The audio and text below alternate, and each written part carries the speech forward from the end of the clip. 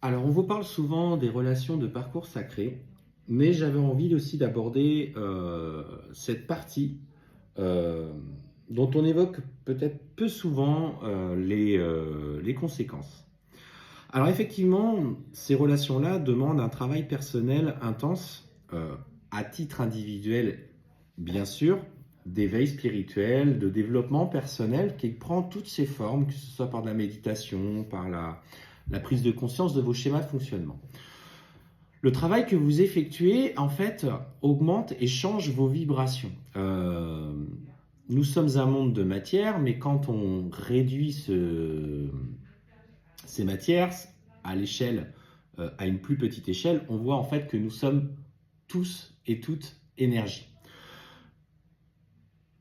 En augmentant vos vibrations, en fait, vous êtes comme un phare au milieu de la nuit dans ce monde énergétique qui est un petit peu sombre. Alors, effectivement, il y a d'autres personnes aussi qui sont lumineuses, mais vous attirez à vous des énergies qui ont besoin de lumière. Je ne vais pas foncièrement les nommer comme des énergies basses, bas astrales, entités négatives, mais je parle d'énergies avec des vibrations plus basses qui sont attirées par cette lumière. Vous êtes en fait euh, ce phare, ce point de direction. Et en fait, ces énergies vont essayer de se coller à vous. Donc, il est important de prendre conscience de votre besoin de protection à titre personnel. Vous êtes protégé dans le parcours que vous vivez, dans la relation que vous vivez. Le lien fait l'objet d'une protection, mais ce qu'on te dit aujourd'hui, c'est pose tes intentions pour te protéger personnellement.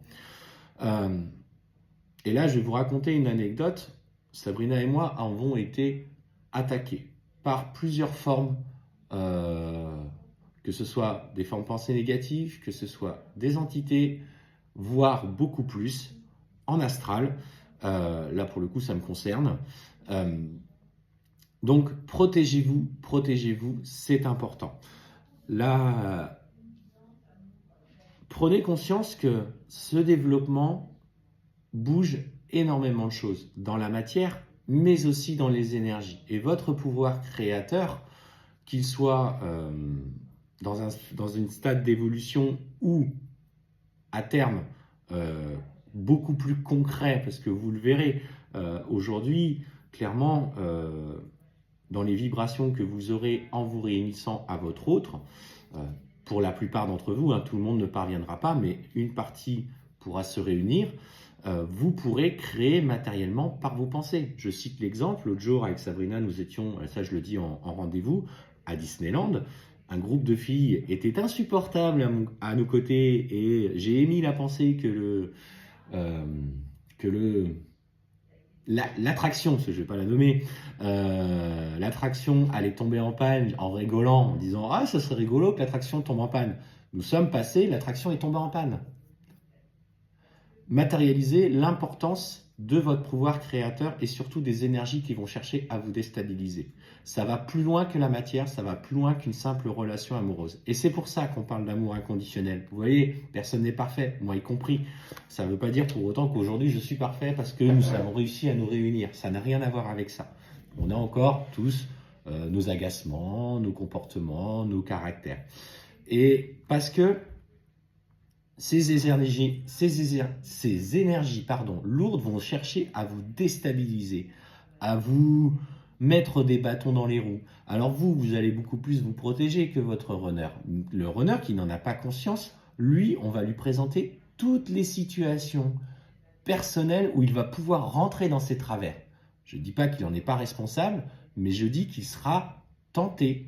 C'est comme ça que ça agit. On tente pour voir si enfin il a compris. Donc, il doit comprendre ces schémas répétitifs. On le tente dans ses bassesses, dans ses comportements, dans ses agissements, parce que aussi il y a ce côté énergie basse qui en fait ne veut pas que vous réussissiez. Parce que si vous êtes un couple éclatant, bah forcément vous allez irradier de lumière tout ce qu'il y a autour de vous. Et c'est important de le prendre en compte.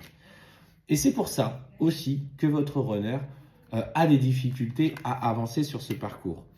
Ne rentre pas dans ce schéma de souffrance amoureuse. Ne sois pas dans cette dépendance affective par rapport à ton autre. Parce que toi aussi, du coup, ça baisse tes vibrations. Donc, le lien, il est là, il est fort, il est puissant. La connexion télépathique que vous avez ensemble, elle est là. Mais attention à tout ce monde d'énergie autour de vous. Il y a actuellement un reportage sur une plateforme de streaming très connue qui attaque un peu le sujet des flammes jumelles. Personnellement, ce qui me vient, c'est qu'à titre, on essaye de détruire la relation. Parce que dans la prise de conscience collective, il y a des personnes qui ne veulent pas que vous réussissiez. Attention, attention à ce que vous entendez. Et je pense que ce message, il est là. Vous voyez, quand on voit ces 4 cartes-là, on vous dit qu'on parle d'une relation éternelle d'amour inconditionnel protégé. Effectivement, si vous ne réussissez pas dans cette vie, ça sera peut-être dans une autre. Mais ce que je veux dire, c'est que prenez conscience de votre place et des changements, dans un premier temps, à opérer personnellement. Ce changement en termes d'énergie. C'était ce petit message, j'avais envie de vous le passer. C'est un peu différent, effectivement. Ça va peut-être pas parler à tout le monde, hein, ça je le conçois et je le respecte. Mais prenez conscience de ce que vous devez faire pour vous. Et encore, je n'ai pas parlé de magie, de sorcellerie, etc., etc. J'ai parlé juste d'énergie. Bonne journée.